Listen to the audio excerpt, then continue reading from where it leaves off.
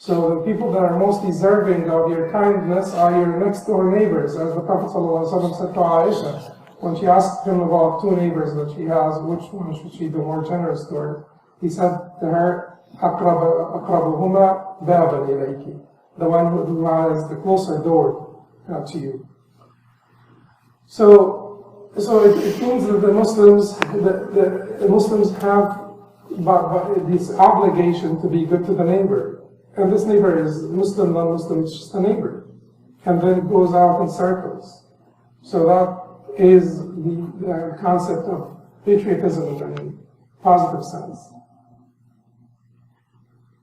So here Al-Jar, like Zuhri said, 40 houses this way, 40 houses this way. And beyond. It is basically, but you know, you have to be most beautiful to the one that's next door, and then the one that's after, and so on and so forth. 40 houses fun. Huh? 40 houses fun. 40 houses what? Is that fun? Final word? No, it is not final when it comes in the revelation, the Quran or the Sunnah, right? I didn't say it is, you know, in the Quran or the Sunnah. I said the scholars mentioned one of them is Zuhri, one of the greatest scholars, one of the greatest scholars of Tabi'een. So it gives you an indication, gives you a hint. When anything that is short of the Quran and the Sunnah is not used as a decisive, definitive proof, right? Yeah, but it does give you an indication. يستأنس به. So it's a basically corroborated evidence, not a decisive, definitive one. Right? Okay. So فَلْيُكْرِمْ جَارَهُ. There are so many hadiths certainly about Ikram al-Jar, but I would choose some for you. One of the hadith about Ikram al-Jar is famous and everybody knows it. This is also reported by Bukhari and Muslim. And also reported, this one is reported by Ibn Umar, Bukhari and Muslim from Ibn Umar and Aisha radiallahu anha. The Prophet ﷺ said, ما زال جبريل يوصيني بالجار حتى ظننت أنه سيورثه. Jibreel continued to exhort me about the good treatment of the neighbor until I thought that he would give him part of the inheritance, that he would give him a share of the inheritance. So he continued to exhort him, tell him about, how important the good treatment of the neighbor is. And the Prophet ﷺ thought that the next thing Jibreel would say is that the neighbor will have a share of the inheritance, along with the family members.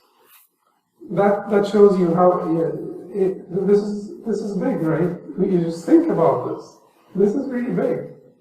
So think about your neighbors, that you try to do something good for your neighbors tomorrow. Really, because, let's just do something. I met with a neighbor on my way out here. I just read the hadith. So I actually approached him. He's like an older guy, older fellow. So he ended up being from India, and he lived in Iraq. He's not Muslim. He ended up being from India, and he lived in Iraq for some time. So I approached him, and I was, hesitant. He didn't look Muslim to me, so I said, well, just let me approach him. So I approached him, and he said to me, Shonorak. This is like Kayf Hal, but in Iraqi.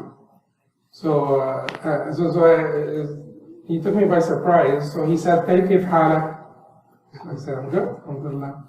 Or I said, I'm good. I didn't say alhamdulillah, to be honest. I said, I'm good. And then we had like a little chat, and the guy turned out to be nice. The thing is, like, we fear sometimes that you will not be well received. But try. What is the most that you'll lose? He will be a little, unwelcoming. That's fine. You've tried, and that's it. You walk away. You're done. Okay. So I'm saying, just take this and do something with it, right? And do something with it tomorrow and after tomorrow. Do something with it. this week should be your week of this hadith. You try to do, a little bit of each. Then, particularly with regard to kindness to the neighbors and the efforts, you guys are building blocks, right? So, building blocks is an organization that does good things for people. This is advertising for the building blocks. But anyway, we'll start with an innocent chapter, this one, inshallah. The idea here is that the Prophet ﷺ hadith is really concerning. Really concerning. He said, this hadith was reported by Hatem from Abdullah ibn Abbas radiallahu anhu. He said, لَيْسَ الْمُؤْمِنُ الَّذِي يَشْبَعْ وَجَارُهُ جَائِعٌ. لَيْسَ الْمُؤْمِن, he is not a believer. الَّذِي يَشْبَعْ, he who fills his stomach. وَجَارُهُ جَائِعٌ, while his neighbor is hungry. While his neighbor is hungry. And can you imagine the weight of this hadith? Have we really thought of it? Have we really, as communities, as Muslim communities, we build masajid and we become neighbors of our, community here and so on and so forth. But have we really thought of going out to, check out on the homeless in our neighborhood and give them stuff? Well, we did, this campaign in Minnesota, which is,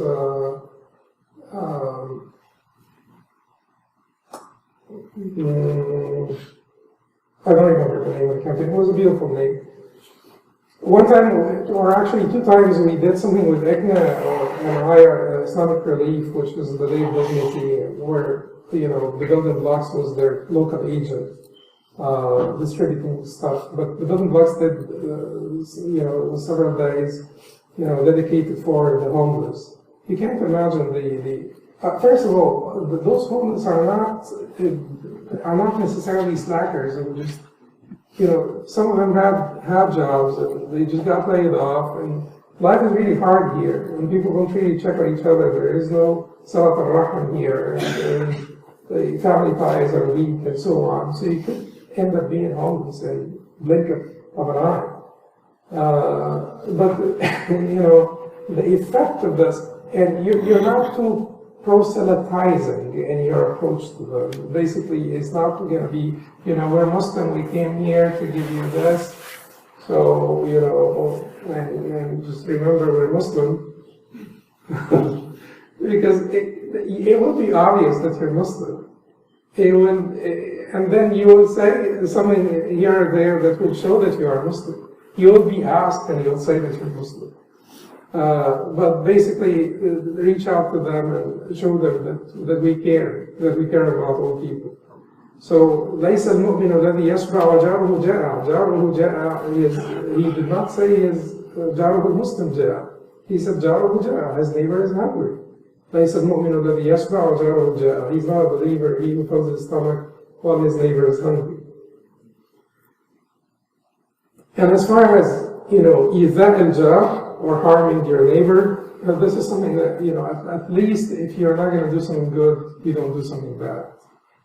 There's like a maxim, a medical maxim called first do no harm. So first do no harm. As individuals, as communities, as masajid, you should not harm your neighbor. Really, if you don't mow your lawn, you're harming your neighbor here. Isn't that true? Because you're depreciating the value of the properties around you. If you're not mowing your lawn, you're harming your neighbor, passively harming your neighbors. You're just being a nuisance for the neighbors because you're depreciating the value of the properties. There is so much, think about these things, harming your neighbor. How could I avoid harming the neighbor in any way? Being too noisy, reckless, and so on is harmful. So this hadith reported by Ahmad and Hakim from Abu Hurairah radiallahu anhu. Abu Hurairah radiallahu anhu said that the Prophet sallallahu alaihi wasallam was asked about two women. You remember, you know this hadith, but I'll remind you of it. So the Prophet sallallahu alaihi wasallam, he said to the Prophet sallallahu alaihi wasallam, Inna fulana, fulana means so and so, you know, such and such a woman. Inna fulana, such and such a woman, تصلي بالليل وتصوم النهار تصلي الليل وتصوم النهار ولكن في لسانها شيء تؤذي جيرانها فقال لا خير فيها هي في النار. And then they said وإن فلانة تصلي الخمس وتصوم رمضان وتتصدق بأثوار ليس عندها شيء غير ذلك ولكنها لا تؤذي جيرانها قال هي في الجنة.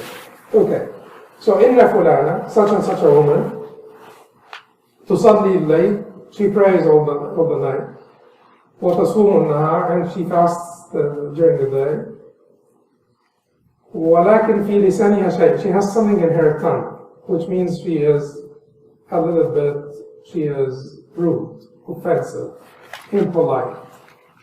تؤذي جيرانها, she harms her neighbors. So the Prophet ﷺ said, لا خير فيها, there is no goodness in her. There is no goodness in her. هي في النار, she will be in hellfire. That's what the Prophet ﷺ said. Keep in mind, she may be doing a lot more than you. Because you're not fasting most of the days, you're not praying most of the night. So you should be concerned. Because someone like this was actually sent to the hellfire because she was harming her neighbors. So someone like us should be quite concerned because we're not doing as much as she does, or she did. And then they said to the Prophet ﷺ, وَإِنَّ فُلَانَ تُصَلِّي الْخَمْسِ, such and such a woman, another woman, she prays the 5 obligatory prayers only. وَتَصُومُ رَمَضَانَ, and she fasts in Ramadan only.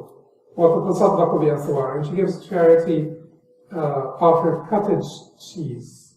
أثوار, al-aqid is the cottage cheese. So, وَتَتَصَدَّقُ بِأَثْوَارٍ قَالَ هِيَ فِي الْجَنَّةِ. He said, she doesn't have anything else to give away, but she doesn't harm her neighbors. So the Prophet ﷺ said, هي في الجنة, she will be in Jannah. So that puts things in perspective. That hadith puts things in perspective for us.